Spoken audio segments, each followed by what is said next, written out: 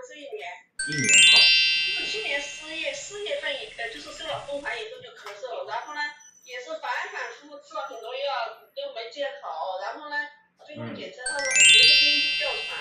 然后当时用的那个复苏酮雾化，然后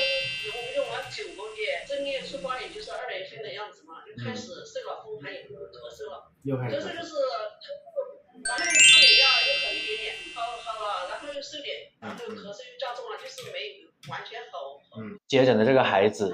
反反复复咳嗽，去医院检查，被诊断为咳嗽变异型哮喘，然后做了很长时间的雾化，一直在吃西药，咳嗽老是反反复复断不了根。这个家长很焦虑，然后找到了我。现在很多家长疑问，咳嗽变异型哮喘中医到底能不能治好？肯定是可以的。这种咳嗽对于中医来说其实很简单，一般是肺里面有沉痰所导致的，而雾化、抗生素、打针大部分属于寒性的治疗，属于消炎消热的，对于这种咳嗽起不到根本的治疗作用，反而会加重咳嗽。对于这种咳嗽，我们一定要抓准病机，精准用药止咳。我给这个孩子的治疗思路